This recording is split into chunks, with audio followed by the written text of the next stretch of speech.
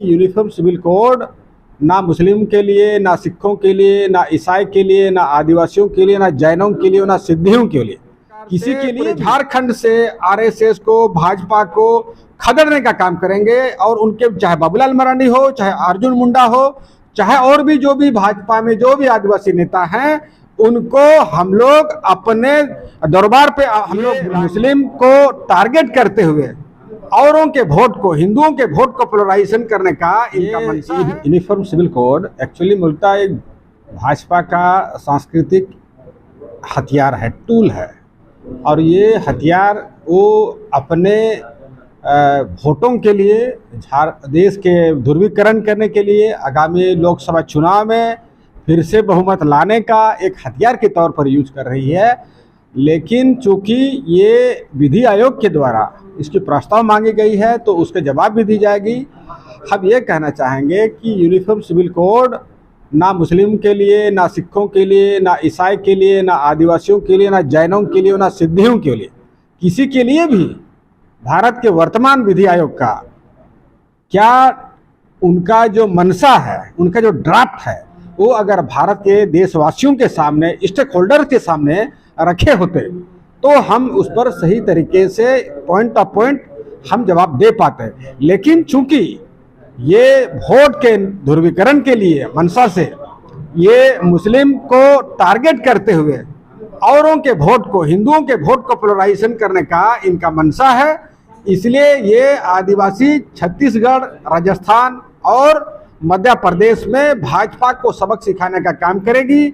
और झारखंड में हम लोग 2024 का पार्लियामेंट चुनाव हो चाहे विधानसभा चुनाव में हो, पूरे 9 तारीख को हम लोग डुगडुगी बजा करके पूरा एक प्रकार से पूरे झारखंड से आरएसएस को, भाजपा को खदेड़ने का काम करेंगे। और उनके चाहे बाबूलाल मरांडी हो, चाहे अर्जुन मुंडा हो, चाहे और भी जो भी भाजपा में जो भी आदिवासी नेता हैं, उनको हम लोग अपने दरबार पे हम लोग बुलाएंगे और हम लोग ग्राम सभा में बुलाएंगे और बताएंगे कि तुम्हारा राजनीति एक जगह हो सकती है, तुम पेट पालने के लिए राजनीति कर रहे हो या हमारे लिए राजनीति कर रहे हो, तुम हमारा प्रतिनिधित्व कर रहे हो या भाजपा के सांस्कृतिक एजेंडा का तुम प्रतिनिधित्व कर रहे हो, ये तुमको क्लियर करना होगा।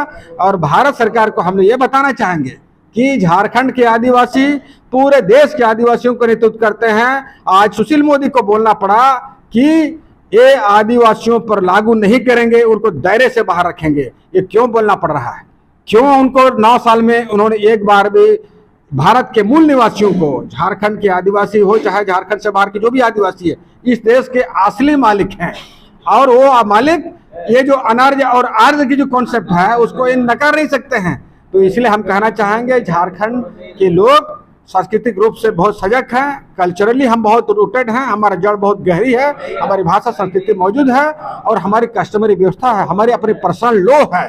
इनको कोई छेड़छाड़ करे तो ये बर्दाश्त नहीं होगी। मैं ढिमका सोय, झारखंड आंदोलनकारी आदिवासी हो समाज। एमार्ट ट्रेडिंग ने अब टाइल्स के साथ प्लम्बिंग से जुड़े एक और दुकान का किया उद्घाटन।